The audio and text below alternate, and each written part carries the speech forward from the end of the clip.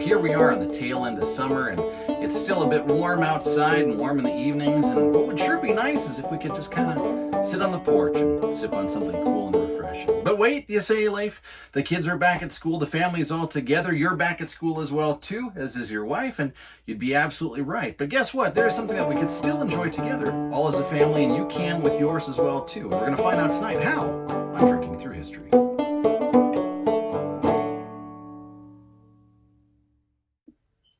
Well, good evening, everyone, and welcome to tonight's special Totally Tea-Todaling Week edition of Drinking Through History. I'm your host, Leif Halverson, and in case you're not sure what's going on, let me catch you up to speed. What we've been doing this week at Drinking Through History is we've been encouraging folks to join us as we go an entire week of teetotaling. That's right, not drinking any booze for 7 days. Now, that might seem kind of contrary for a guy who's got a historic drinking channel, but believe me, there's some very good reasons why from time to time, it's not a bad idea for us to do this. Now, I want you to know this is not our idea at all. This is an idea that I've borrowed from within the YouTube drinking community, different other folks that produce alcohol content for where we get to learn about things. It might be historic side of things, like what I do, might be modern things. For example, Whiskey Tribe, if you follow them, entertaining and educational, by the way. You just can't always watch it with your kids, unfortunately. They will do what they call Dry Week, where once a quarter or so, what they will do is they will go an entire week without consuming any alcohol whatsoever. And this isn't a bad idea. You know, doing this quarterly, monthly, every other month, whenever you want to do it, every so often, it's not a bad idea. Especially for guys like me and other folks out there in the YouTube community that do stuff like this. And this is the reason why.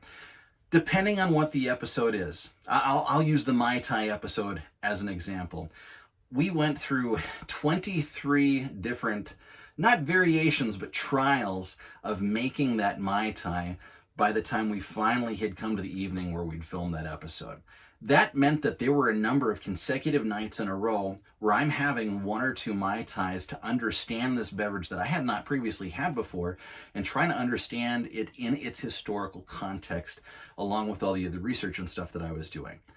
So when you end up consuming the amount of alcohol that a guy like me does, that doesn't mean I'm going and getting plastered in every night or anything like that, but someone who, depending on how the research is going, there might be a number of nights in a row where I'm consuming alcohol. You might end up developing a bit of a problem when it comes to alcohol consumption. Doing something like a Dry Week or Totally Teetotaling Week like what we're doing gives us an opportunity to put ourselves in check, a little bit of a litmus test, and find out, are there problems brewing that I just didn't know about? It gives us an opportunity to find out about that. That's something that Kim and I have been doing. It's not a bad thing, it's a good thing. And you know, it's all right because we've got lots of other beverages besides ones that contain different types of alcohol in them. And tonight we're going to be learning about one of those. The one that we're going to be learning about tonight is called the Fizz. Now, you should know there are alcoholic versions of the Fizz that exist as well. Fizzes go back quite a ways back. We see different fizzes being mentioned in Jerry Thomas's bar book in 1862 mentions them. Now, he does have alcohol in those ones. He's also got a list of temperance drinks. In the 1884 version of it, we see a special type of syrup that we're going to use tonight. And what a fizz is basically a drink that has some kind of carbonation to it. They had special names for, sometimes it was tonic water, there was some name that began with an A. Basically today what we're doing is we're using tonic water, or we're using today club soda. And that's what we're going to do tonight. We are going to do a historic drink that I've come across from 1947, and then it gets updated again in 1972 in two of Trader Vic's bar books. His 1947 edition, and then the redo in 1972. Now, just because it's out of a Trader Vic bar book, that doesn't mean that this is going to be a tiki drink, because he's got other drinks in there as well, too. In fact, he even had books that contained recipes for different types of food. A lot of them were kind of Polynesian, Pan-Polynesian, Chinese, different things like that as well. a number of which they were serving at the different Trader Vic's places that he had open. But they do contain more than just tiki drinks. And so tonight, because this is a drink that all of us can enjoy, this is great for some of these last warm evenings that we're having here this summer. And it's one that you can enjoy with family and friends alike. And it's real refreshing. I'm going to have my daughter Brynja come and help us put this one together. We're going to make 2 different versions, which we'll talk about here in just a minute. So I've got my daughter Brynja with me now, and she's actually going to be the one that's constructing tonight's cocktail. She's the one that actually makes it for the whole family for us, actually. This is a very kid-friendly one. They have a lot of fun doing this. We've come up with different versions of different drinks. The Cuba Libre, which Kim and I enjoy, we came up with a different version that we called the Kinder Libre that the kids enjoy having. We've made different punches for the kids, and so while the grown-ups can enjoy their drinks, we've got special drinks for the kids as well too. And this is one of the ones that we as a family really like a lot. Yeah. One that we came across on a different channel on YouTube that we watched that featured a gentleman who does actually works for Lucasfilm, Disney, whatever the heck it is now, the way that works out, who portrays C-3PO, live action C-3PO, and he does the voices of other folks as well too. And this was a beverage that he enjoyed, and that was a fun episode to watch together. So why don't you tell everybody what we're making tonight? We're going to be making the Orgeat Fizz from the Trader Vic's Bartender Revised Guide. This is the 1972 edition of that bar book. Yeah, and so this has 1.5 ounces of Orgeat, ½ ounce of lime, and then ice, and you top it off with club soda or carbonated water. And we're using, if you've got a drink mate or a soda stream, you can have that all made up ahead of time instead of having to run to the store to go do that.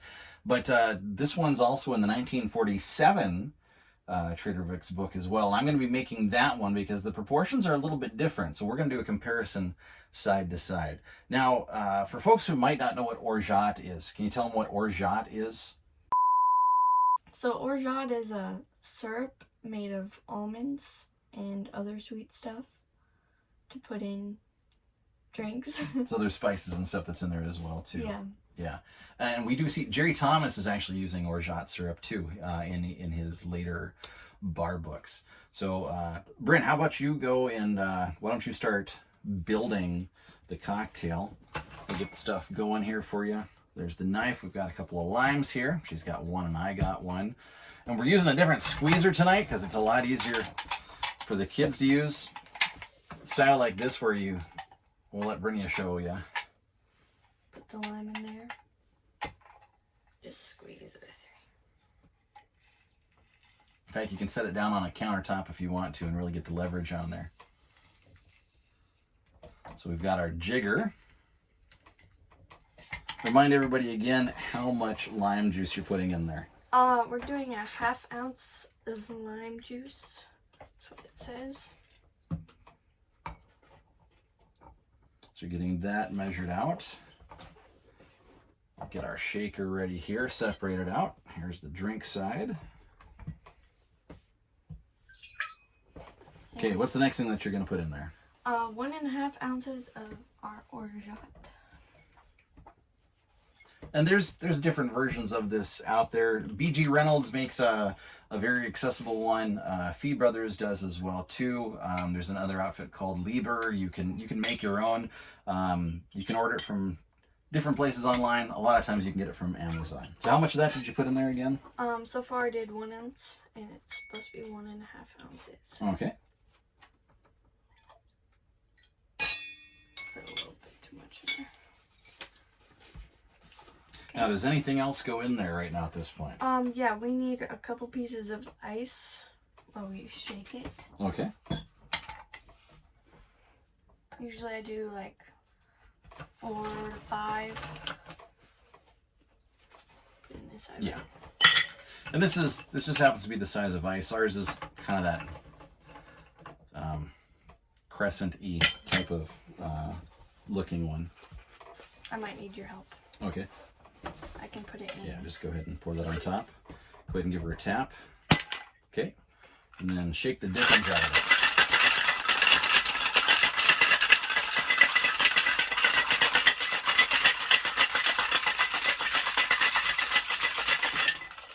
Thinks that's good. Yep. Are you getting frost on the outside? Yeah. Yep, getting frost on the outside. Okay, so go ahead and pop it open. I did it. Good job. Now, we could just pour the whole thing in. Now, he says to strain it off, though, right? Oh, usually I put the ice in and then I top it off with a little more ice. Okay, you can go ahead and do that then. What type of a glass are we going to build this drink in? We're going to put it in the highball style or the Collins glass. We got a Collins glass here that we're using, but a highball would be acceptable as well. This might actually fit into the category of highball drinks also because of the way that it's put together. And before you put in your mixture, make sure you put in a couple more pieces of ice, just because. And then after you pour it in on top, you can kind of judge it at that point as well too, right? Yeah, the extra ice kind of helps displace the different stuff in there, so you can mix it around once you have the club soda in there.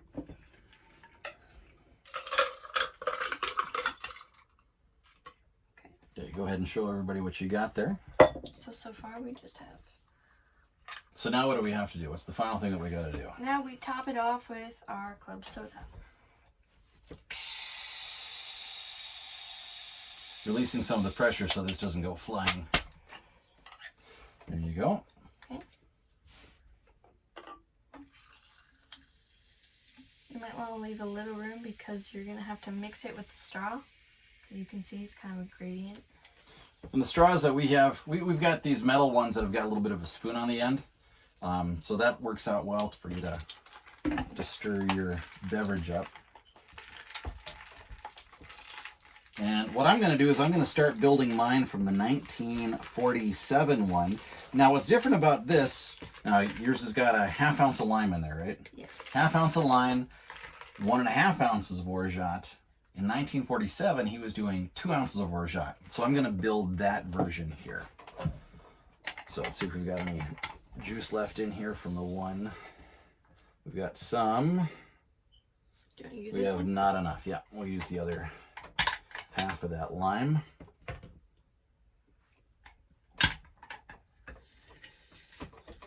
Ooh. Sometimes I don't know if you saw, but we had lime juice just shoot all over the place. But what's kind of nice is with these kind here, you can put it on that countertop and it's got that pour spout. So I've got my 1/2 ounce. And then with this 1947 version, we're going to use 2 ounces of the Orgeat syrup.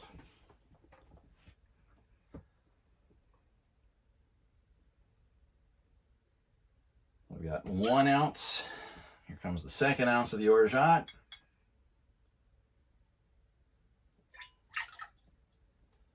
And this is why we have that spill mat, you see. It's better if you don't spill on yourself. It's better if you don't spill on yourself.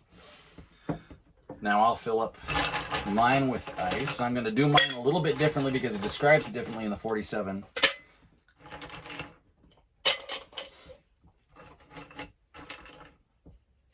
And since this is going to be strained, I'm going to put a little bit more ice in there to cool everything down a little bit quicker.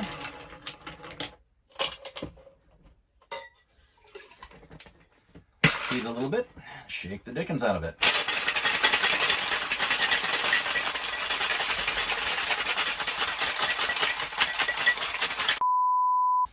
Okay, now we're actually going to strain this one.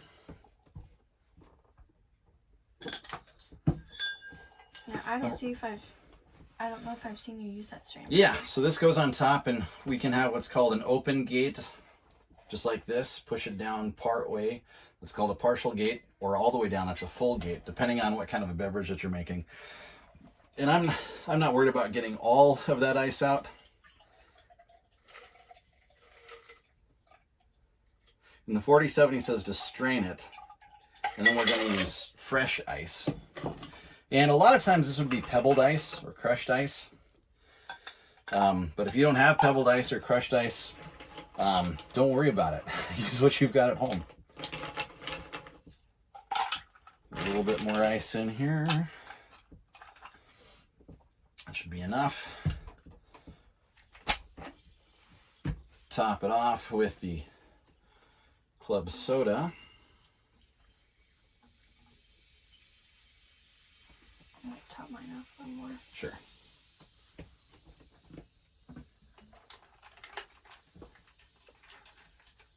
A couple of different ways you can do this. You can stir it like this. Another thing you can do, you can push the ice up and down and kind of help integrate it that way as well too. However you want to do it, whatever works best for you.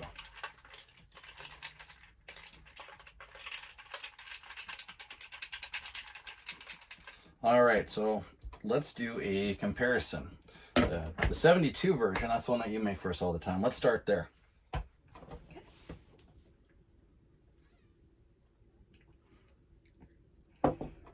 What's interesting about the Orgeat Fizz that I made is that you can really taste the lime, but it's not bitter.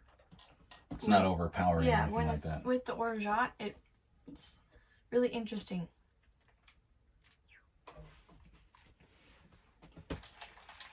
I'm going to stir it around just a little bit just because that's a habit for me to do.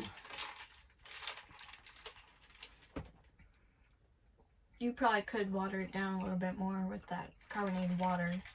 Yeah, depending on how much ice you put in there. Yeah. So after you make a couple, you'll have a better idea of the way that you prefer to have it. But it's really refreshing. It's a pretty good balance between the almondy sweetness from the Orgeat along with the lime on it. It's a really refreshing And it's really simple too. Yeah. So that's the 1972. Let's try the 1947 one now. I'll let you start off with that, and then I'll try it. There's a you can tell the difference.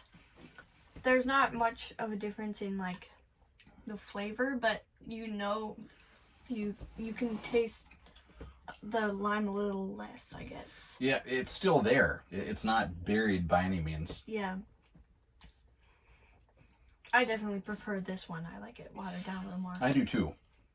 I do prefer that. And that may have been the reason why they adjusted as time went on to that 1.5 ounces. And that's one of the things about mixology. The longer that it's done, like people's tastes change. Like gin and vermouth to make a martini, for example. Old Tom Martini, we did a version of that before called the Turf Club. Tastes used to be sweeter, but as time went on, they got drier and drier and drier to the point where Winston Churchill, making decisions during World War II, is basically just pouring gin in the glass and doing a nod to France in regards to the vermouth. Very little. It's not actually he's drinking gin at that point. He's just pretty much just drinking straight gin. But we can see where tastes had changed over time, probably, and that's why they made that switch. Did the same person make both of these drinks, or is it both in the Trader Vic's? Or it's both in the Trader Vic's bar book. I don't know if he specifically is the one who put them together. Trader Vic did do a lot for developing his own mixology. Well, during this whole time frame as well too, a lot of these guys were going to the different restaurants that the other ones had, and were trying out their different drinks. And if they liked it and they thought it went well, they would try to go back home and try to deconstruct it and try to make their own version on it. So I don't know how many other people were making Orgeat Fizzes, but this is one that did make it into his 1947 book and was popular enough that it's still in the 72. It didn't go away. Now let me try the 72 again. Okay.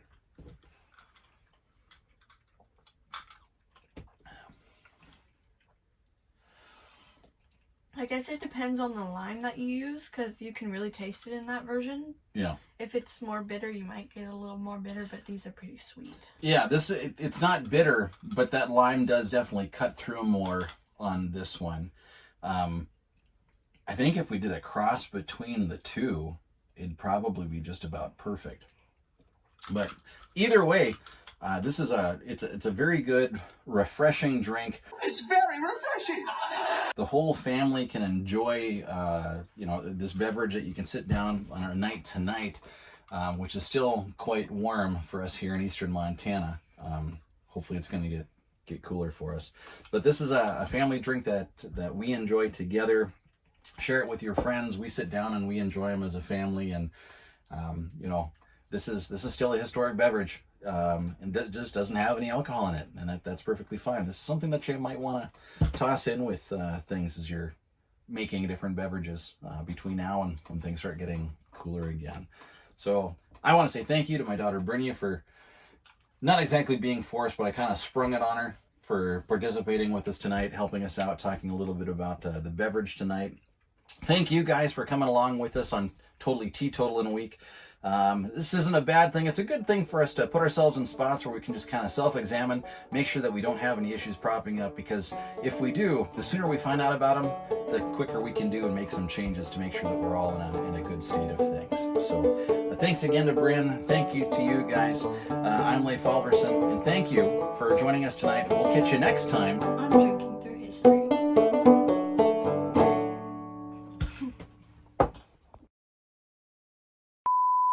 We'll do that chunk again. Okay. And you can say, I'm drinking through history. And then do we put our glasses up? Yeah, okay. We'll do that. Until next time.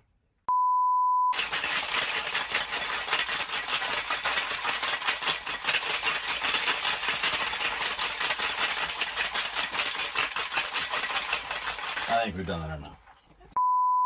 It's a sweet syrup made of like almonds. Do you have bloopers? Yeah, I do. They don't always make it in. Okay.